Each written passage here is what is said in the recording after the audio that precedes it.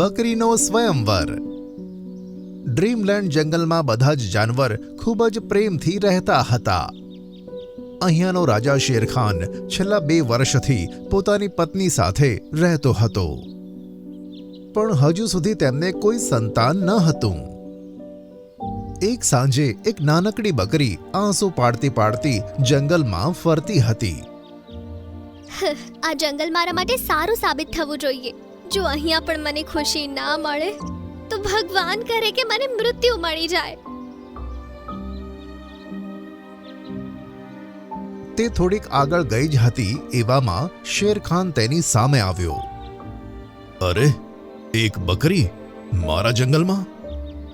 મારું નામ ચિંકી છે. હું બ્લુ લેન્ડ જંગલમાં મારી મમ્મી જોડે રહેતી હતી. થોડાક દિવસ પહેલા તેમની મૃત્યુ થઈ ગઈ. ત્યાર પછી મને ત્યાં મારા જીવનો ધોખો લાગવા લાગ્યો. માંસાહારી પ્રાણીઓ મને તેમનું ડિનર બનાવવા માંગતા હતા. હું ત્યાંથી ભાગીને તો આવી, પણ પછી મેં વિચાર્યું કે આવું હું ક્યાં સુધી ભાગતી રહીશ.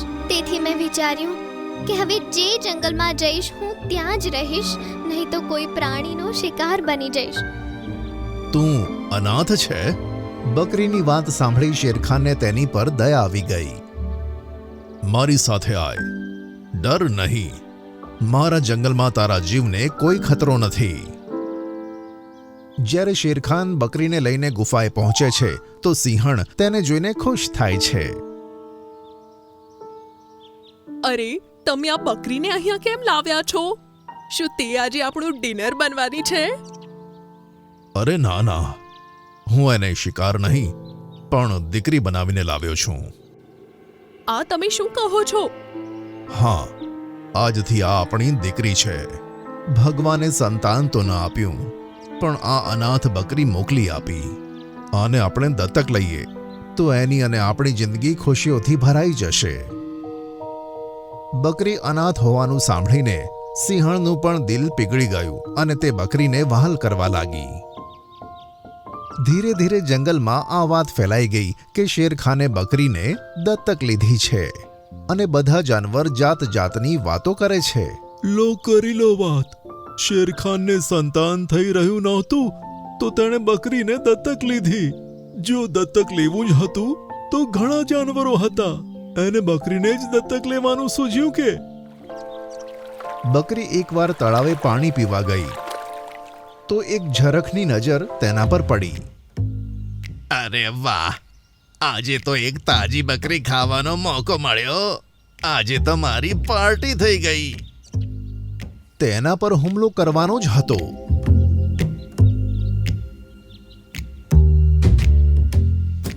કે ત્યાં શિયાળે આવીને તેને રોક્યો. અરે અરે, આ તમે શું કરો છો? આ શેરખાનનું બચ્ચું છે. હે? શું એક બકરી? આમ કહી ઝરખ બકરી તરફ જોવા લાગ્યો અને ખડખડાટ હસીને બોલ્યો કે અરે, એક બકરી ભલા શેરખાનની દીકરી કેવી રીતે હોઈ શકે?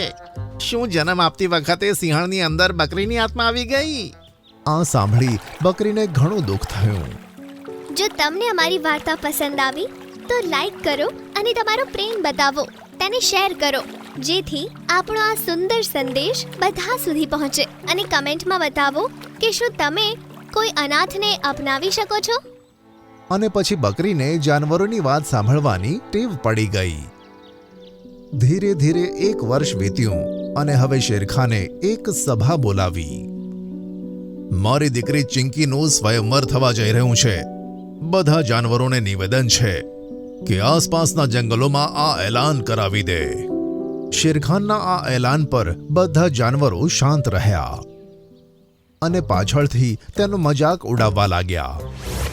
તોબા તોબા, અરે શું થઈ ગયું છે આપણા રાજા શેરખાનને? પહેલા બકરીને દત્તક લીધી અને હવે તેનો સ્વયંવર કરાવે છે. મને તો હવે આ જંગલમાં રહેવામાં જ શરમ આવે છે. બધા જાનવરો આ રીતે શેરખાન વિશે વાતો કરતા હતા અને તેણે આપેલું કામ પણ કરતા હતા.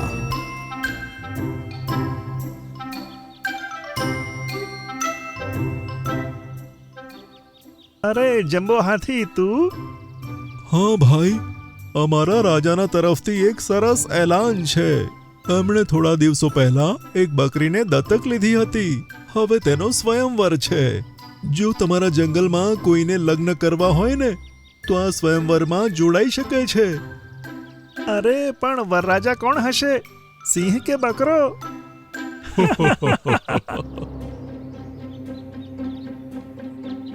સિંહણને જ્યારે ખબર પડી કે ફક્ત તેના જંગલના જાનવરો જ નહીં પણ આસપાસના જંગલોના જાનવરો પણ તેમના વિશે ગમે તેવી વાતો કરે છે તો તે ગુસ્સે થઈ ગઈ.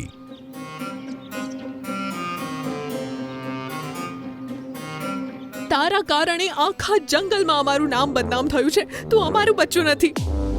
આ તું શું કહે છે? આ આપણી દીકરી છે અને તેનું સ્વયંવર આપણા જંગલમાં જ થશે. તું હવે તેને કશું ના બોલતી.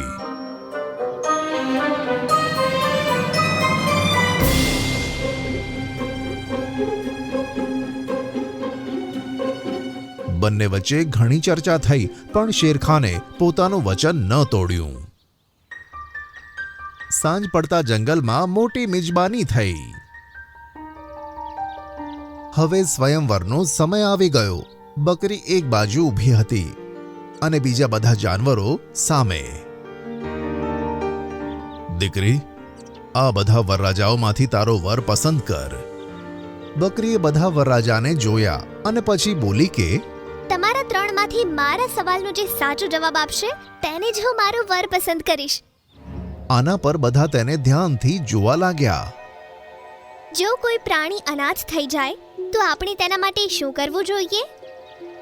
મારા હિસાબથી તેને એવી જગ્યાએ છોડી દેવો જોઈએ કે જ્યાં તેને ભરપૂર ખાવાનું મળે, જેથી તે તેની જિંદગી આરામથી પસાર કરી શકે. આના પર લાલ બકરો ચૂપ રહ્યો. પછી સફેદ બકરો બોલ્યો કે એને ઘણો બધો પ્રેમ કરવો જોઈએ જેથી તેને તેના મા બાપની યાદ ના આવે, કારણ કે ખાવાનું ખાવાથી જિંદગી પસાર થતી નથી. જિંદગી જીવવા માટે પરિવારનું હોવું જરૂરી છે. તારો જવાબ એકદમ સાચો છે. હું તારી સાથે જ લગ્ન કરીશ. આના પર બધા ખુશીથી ઉછળી પડ્યા. યે! યે!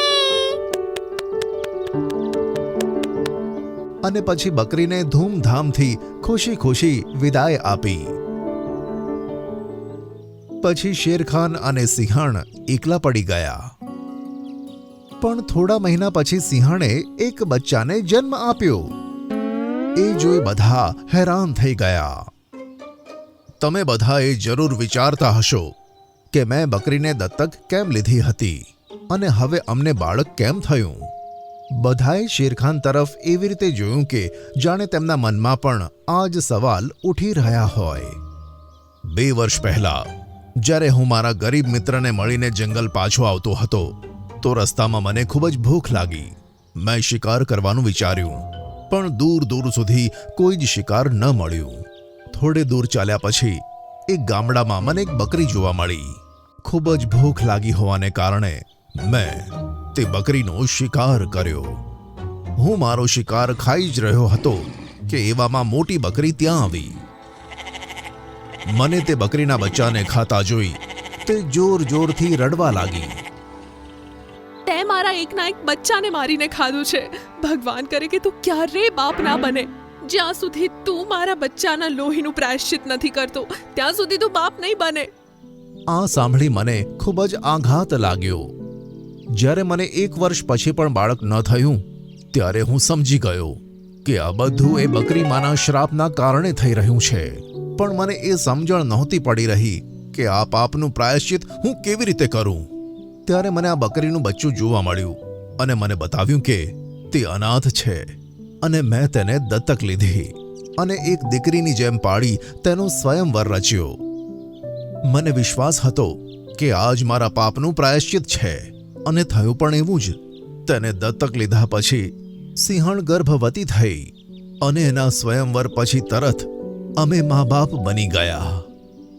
આ સાંભળી બધા જાનવર કે જે શેરખાનની મૂર્ખતા પર તેનો મજાક ઉડાવતા હતા તે તેના વખાણ કરવા લાગ્યા. તેમને પોતાની ભૂલ સમજાઈ ગઈ હતી. પછી શેરખાન અને તેની પત્ની તેમના દીકરા શેરુ સાથે ખુશી ખુશી જિંદગી વિતાવવા લાગ્યા.